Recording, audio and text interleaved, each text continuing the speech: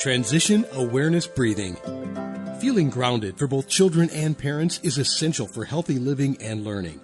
Join Eartha Powell on this series for tips and tools for creating a harmonious environment for learning.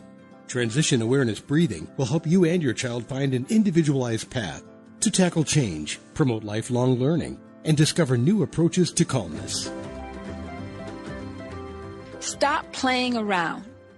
Are we really aware of what we're saying when we tell our children that? In Transition Awareness Breathing, I teach children and parents about relaxation breathing, awareness, mindfulness, and even neuroplasticity. I use games, crafts, puppets, and even storytelling to help the children grasp complex concepts and theories. Welcome to Transition Awareness Breathing Podcast. I am so happy you are joining us today. Today, we have a special guest, but first, I would like to thank Web Talk Radio for allowing me to have a platform to bring this educational information to you. And I would like to thank my producers, Mary Lou and Sam, for bringing this information and packaging it up for you to listen to wherever you're at. Let's get back to playing around. When I teach Transition Awareness Breathing, as I said earlier, I use a lot of playful games and tools. And the children do very, very well. I don't think that they would grasp the information as well if I was using a traditional classroom setting where they're sitting in their desk and, writing on the board. I think I would lose them. But that's just my opinion. I'd like to introduce a special guest I have this morning. She's going to talk to us about the importance of play and the importance of play in children's development. I'd like to introduce you to Aquila. Am I saying your first name all right? Aquila Weatherton. Mm-hmm. And Mrs. Weatherton is a licensed professional counselor for children and adolescents. Tell us a little bit about yourself, Mrs. Weatherton. Well, good afternoon, everybody. As Mrs. Powell said, I am Aquila Weatherton, and I'm a licensed professional counselor. I have been providing counseling services to children and adolescents for about 8 years now. Okay. Mm-hmm. And I went to college at the University of Texas of San Antonio, and my master's degree is in community counseling. Why did you get into counseling? I've always wanted to be a counselor. Ever since I was in middle school, I can remember that's what I'm going to do. I love just talking to people and trying to guide people through different issues. And I'm a social person. So I'm like, this is the perfect job for me. Okay. I just knew it. I was wondering, were you the one in the class that people came to and they would bring all their problems to when you were? I was that person. And so that just kind of prompted you did you explore what you wanted to do when you grew up, or how did that work out? It was just always, I just knew always a counselor, that's what I'm going to do. But then I kind of had to work on the population that I wanted to choose and go into, because there's so many different kinds of populations that you can do with counseling, like marriage or just counseling men or women. But I was like, no, children and adolescents, that's my niche. How did you find your niche?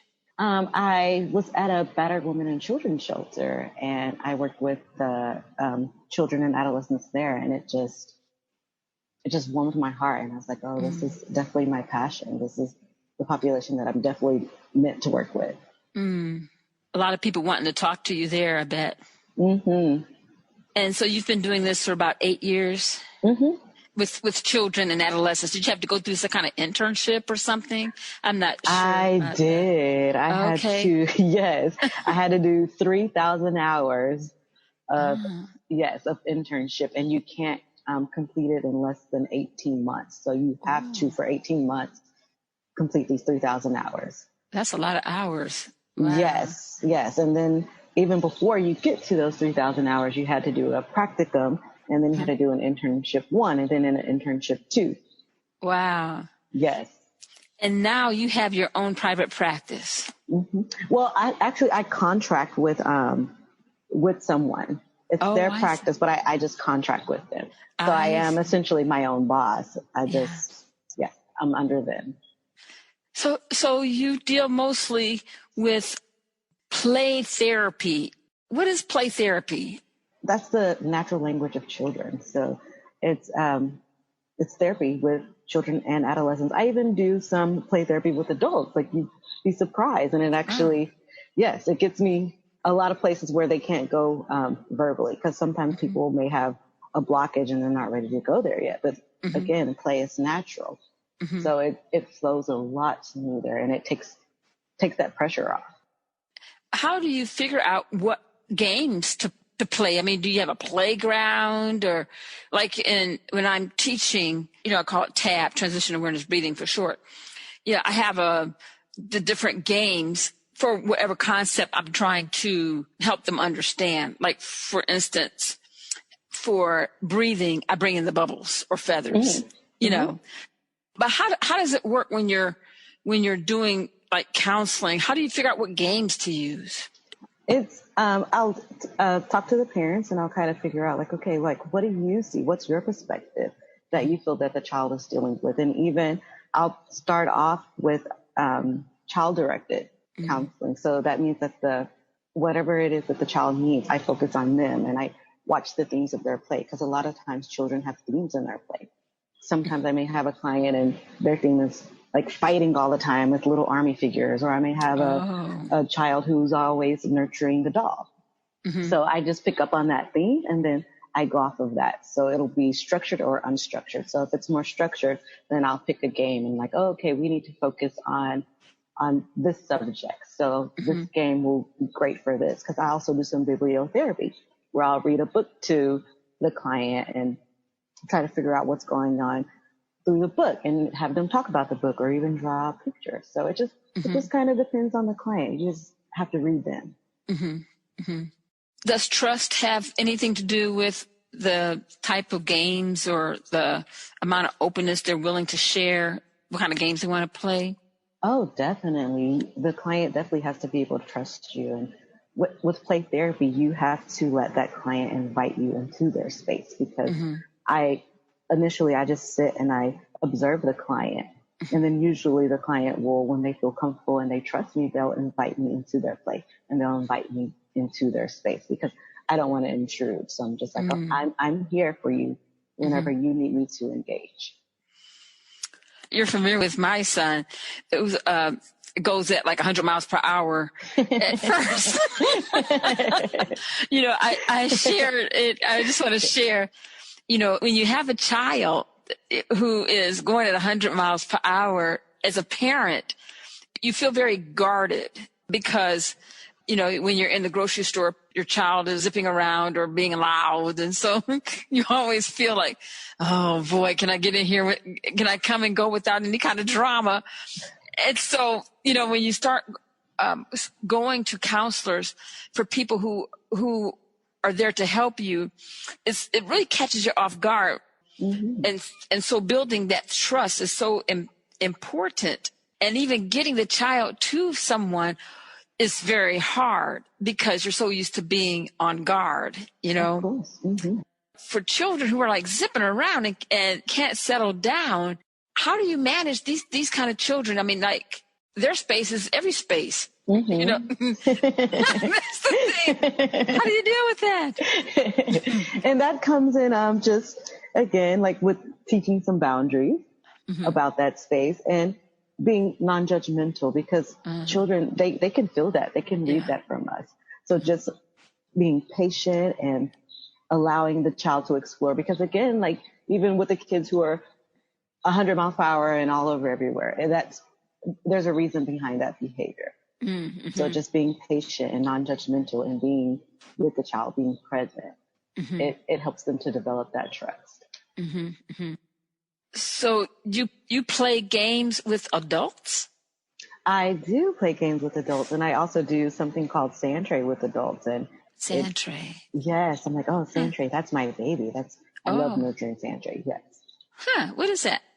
It's where you present the client with different miniatures, Mm-hmm. and then you just you have a tray filled with sand, and usually the bottom's blue and the sides are blue to kind of Mm-hmm. represent like water and the sky and Oh. land. And you have all kinds of miniatures just set out, just from dinosaurs to tiny people to coffins, skulls, Wow. anything that Mm-hmm. they may see in real life. And then you just ask them, hey, can you create your world for me? And that's all the direction that I give. And Mm-hmm. I just observe them as they create their world, and then we process it together. Mm. We've talked before how important it is for relaxation, because sometimes anxiety really does interfere with a children or anybody's progress in anything. Sounds like a relaxation technique almost, that sand play, with the water and the sand, it seems like. It definitely can be relaxing for some individuals, but again, you have to kind of meet that individual where they're at, because sometimes there may be a trigger even whenever it's someone's creating their world. It may be an object and they're like, oh, this tiny bed was a trigger for me. And so that's important too with sand tray. You have to make sure and observe that client and watch their face and watch their emotions, and again, be present with them and feel that energy. Something that is reoccurring as I'm talking to you is acceptance, and meeting that client as where they're at. It seems like that is a very strong element in your practice. Is that? Oh, definitely. Am I on to anything? Yes, that's definitely accurate. Sometimes it's hard for people to gain that acceptance. I know when I'm teaching, and I don't do therapy. I'm teaching relaxation, breathing, awareness, and mindfulness. To help with coping, and I'm trying to help the children have tools, so when they feel themselves getting accelerated, they have a tool that they can use to bring themselves back. But I could tell you, the acceptance part is a very challenging skill to teach. And I know, with the children that I teach, they're very young, first grade, second grade, third grade. And I know that's probably in their developmental pattern, trying to be accepting. Like when I have them do crafts, a lot of times what they'll do is they'll comment on each other's work, and sometimes it's kind and sometimes it's not kind. And so sometimes it's okay because we can generate a discussion on that. That's, like you say, you use different games and crafts, and then you build a conversation. You say you deal with adults. So what's the youngest child that you can work with as far as play therapy? 3 years old. That's the youngest that I work with. Is 3. Are parents involved in the play therapy as well? Of course, the parents are involved in the therapy sessions. As long as the client is ready for the parent to, again, come into their world and engage in their space, then I love when parents are able to come in and engage in the play therapy session. In these current times, we've had so much going on, so much change. The COVID-19 impact and all kind of protests going on now everywhere. Have you seen any change as far as stress levels and people or having to address loneliness or stress? What have you seen? I've seen lots of anxiety. Okay. And a lot of my clients about the COVID and about masks and being safe, and is my parent going to be safe? Because I do have a lot of clients who their parents are in the healthcare profession. So that's definitely affected them. And even a lot of my kiddos with school, since they don't get to have that social interaction anymore, a lot of them have been having some depressive symptoms because of COVID. So it's definitely difficult during these times. And how have you adapted your practice in seeing your clients? during these I times? have been, yes, I've been doing telehealth sessions, Okay. and it's different, but I'm getting used to it though, Yeah. because it is hard, because I'm again big on like being in tune with emotions and reading body language, and that's somewhat difficult to do during a Zoom session. Do you think this is going to change your practice in the future using the telehealth platform and Zoom? Is that, or do you think, after this is over, quote, over, everything will go back to, quote, normal, whatever that means? Yeah. I think that this will stick around now, because I think a lot of people are getting used to it, and they're like, okay, this is easier to do sessions through Zoom, and I'm fine with it, because I'm like, okay, I'm adjusting it and adapting to it as well. But I definitely think that telehealth is something that will stick around from here on out. It's something that was certainly unexpected. I was talking with someone, and I told, with school, I know it was Zachariah's teacher. If a school was, his school, didn't have teleeducation on their radar at all, and then here we go, everybody is doing teleeducation, Right. and I know that for some people, for some children, it's been very difficult. Yeah. And but it's so wonderful. It's just my opinion that services like counseling and speech therapy, they've also adapted along with the children, with the clients, so that you can still be supportive and they can still get the sessions that they need. Right.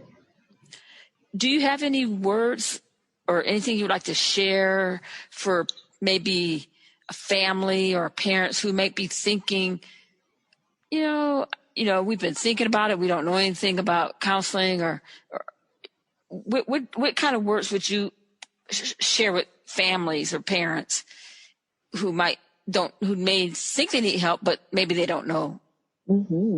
I always encourage individuals, like, yes, counseling, it's great. Like, go into it. It's a space, because, sometimes we need a different kind of sounding board. We need someone who is unfamiliar and won't be biased in a situation that we can sit down and talk to and share their opinion and support us and to teach us and to guide us. And I always tell parents too that remember that research has shown that play it's effective. It's an effective way for children to learn. So play is so important. And even with mindfulness, I always tell clients too how mindfulness has also been proven to help for depression and anxiety better than medication has. Wow. So I'm like, these things are definitely important, and we can teach children coping skills and how to manage different kinds of issues that may occur. I think sometimes play gets downplayed. I think sometimes children get restless, and so they make noise. And I think that's a signal that they want to go out and that they need to go outside and play. Need to go out and play. Oh yes, But I think sometimes we get so wrapped up in our busyness that we don't allow the children to have playtime as much as they need it. Right. What do you think? Yes, I definitely think that as parents, we have to encourage play more often and allow our kids to have that and enjoy play with them, because again, play does so many things for our children. It definitely helps them with different developmental stages. So being with that child, again, that helps even with that trust for the parent. And what kind of things, maybe some 3 items that you would highlight that helps children as far as play? Name 3 things. Oh yes, the creative expression and social skills, the cognitive development, and the gross motor. So yes, that's why I'm like, play is so important. Even sensory, math skills, problem solving. Like even we're like, with play, they're just playing with Play-Doh. Like, we're problem solving. They're putting this together, even with the Legos and building. Everything you can't get in the classroom. I mean, classrooms, even classrooms, what if the classrooms are designed, for play, it's still different. Don't you think it's still different than if they're in the classroom? Yes, I do still think it's different from whenever they are in a classroom, because again, too, whenever they're doing play therapy with the therapist, it's child-centered and it's more directed towards them. They're the ones who get to lead. Uh-huh. Mm-hmm. Mm-hmm. They're the ones that get to lead, right? Mm-hmm. Mm-hmm. Instead of like the instructor guiding, the teacher guiding. Right. They still need time limits, because it's not at school, it's not a play date. But if you have a play date, then they're guiding and they're getting a chance to be the leader. Right. Mm-hmm. And maybe coming up with the games. Mm-hmm. Mm-hmm.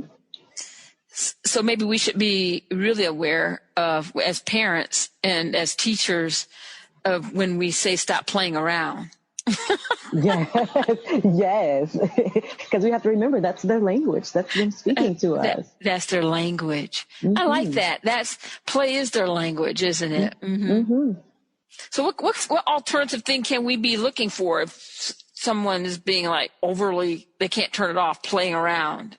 Mm-hmm. Even just some good grounding techniques, some relaxation techniques, and even having the child, like with bubbles or balloons or blowing out flowers, smelling flowers, blowing out the candle, smell the flower, and some different structured activities with the play whenever it's that time where we're like, okay, it's not playtime right now, or we need you to calm down, and not even saying it's not playtime, just saying, hey, let's be with me, be present with me right now. Mm-hmm.